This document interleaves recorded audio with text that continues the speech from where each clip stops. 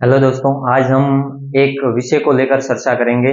दल बदल विरोधी कानून ये क्या है, क्यों चर्चा में है और ये लगभग प्रत्येक चुनाव के बाद है वो चर्चा में आता है। अगर किसी भी दल को स्पष्ट बहुमत नहीं मिलता तब ये चर्चाएं काफी महत्वपूर्ण हो जाती है कि ये एक दल है वो दूसरे दल के अंदर विलीन होने वाला है या कोई विधायक है वो दूसरे दल के अंदर शामिल होने वाला है, उनके ऊपर दल बदल कानून लागू होगा या नहीं।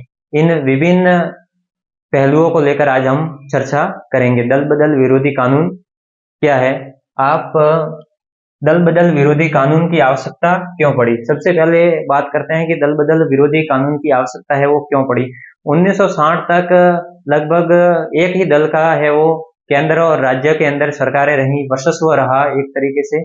लेकिन 1960 के बाद 1960 से 1970 के बीच में केंद्र के अंदर अलग दल की सरकारें और क्षेत्रीय या राज्यों के अंदर अलग दलों की सरकारें वो बनी, जिसकी वजह से खरीद फरोख्त के माध्यम से या एक विधायक दूसरे दलों के अंदर चले जाते थे। किसी अन्य दल से टिकट प्राप्त करने के बाद उस दल के टिकट के ऊपर चुनाव लड़ते थे और आगे जाकर वो किसी दूसरे दल के अंदर शामिल हो जाते थे।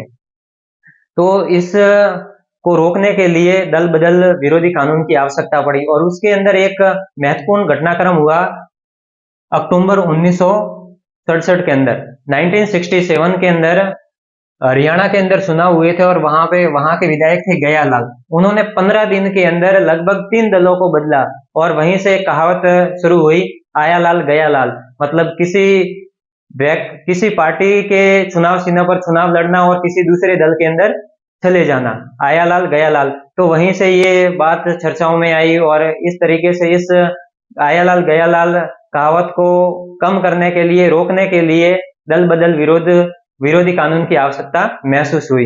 और ये कानून है वो 1985 के अंदर 1985 के अंदर लाया जाता है। 52वां संविधान संशोधन होता है और इसे 10वीं अनुसूची के अंदर दल बदल विरोधी कानून के नाम से उल्लेखित किया जाता है।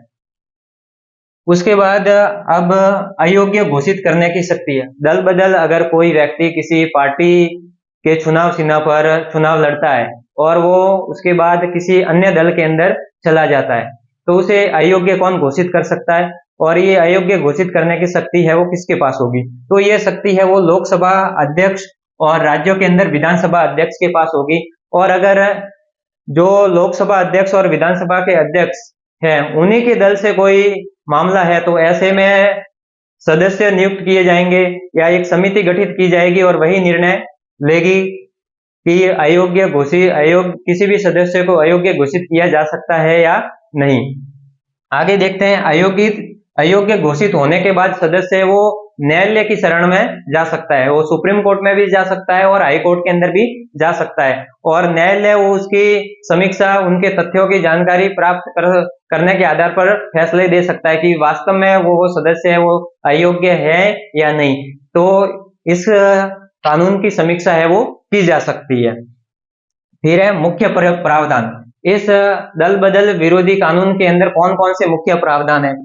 निर्दलीय, कोई भी सदस्य निर्दलीय चुनाव लड़ता है और निर्दलीय चुनाव लड़ने के बाद किसी दल के अंदर शामिल होता है तो ऐसी कंडीशन के अंदर किसी भी प्रतिनिधि को या किसी भी सदस्य को अयोग्य घोषित किया जा सकता है।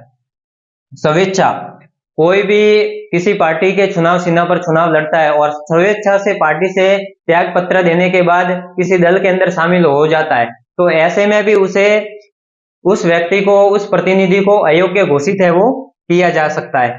और किसी दल के कहने पर अगर किसी लोकसभा विधानसभाओं के अंदर उस पार्टी ने विधेयक पेश किया, सरकार ने विधेयक पेश किया और उसके पक्ष में मत नहीं करता है तो भी, वोटिंग है उसके पक्ष में नहीं करता है तो भी उसे अयोग्य घोषित है वो किया जा सकता है। किसी भी सदस्य को मनोनीत किया जाता है, विधानसभा और लोकसभाओं के अंदर सदस्यों को मनोनीत किया जाता है और वो मनोनीत सदस्य 6 महीनों के अंदर अंदर किसी दल के अंदर शामिल हो जाता है तो उसे भी अयोग्य घोषित है वो किया जा सकता है। ये सभी अयोग्य घोषित करने की शक्ति है वो लोकसभा और विधानसभा के अध्यक्ष की रहेगी। और अगर उसी के दल से संबंधित कोई मामला है तो ऐसी कंडीशन के अंदर जो समिति गठित की जाएगी या कोई सदस्य नियुक्त किया जाएगा वो निर्णय लेगा। अब इसके कुछ अपवाद हैं। अगर सदस्य किसी दल के 2/3 मतलब कि 66.66% सदस्य है वो एक साथ दूसरे दल के अंदर शामिल हो जाते हैं, तो ऐसे में यह कानून है वो लागू नहीं होगा। और साथ ही पूरा का पूरा दल किसी दूसरे दल के अंदर विलय कर लेता है या दूसरे दल के अंदर शामिल हो जाता है, तो ऐसे में ये दल बदल विरोधी कानून है वो लागू नहीं होगा। ये इसका अपवाद है और ये इसलिए प्रावधान किया गया कि किसी राज्य के अंदर या केंद्र के अंदर किसी भी दल को स्पष्ट बहुमत नहीं मिलता और गठबंधन बनाकर सरकार चलाने की नौबत आए, तो ऐसे में वापिस चुनाव न करवाने पड़े और सरकार है वो 5 साल के लिए लगातार चलती रहे, इसलिए इस प्रकार के प्रावधान है वो किए गए। ये था आज दल बदल कानून से संबंधित आज अपन ने चर्चा की। अगले वीडियो में मिलेंगे किसी नए विषय के साथ। धन्यवाद। Thank you very much.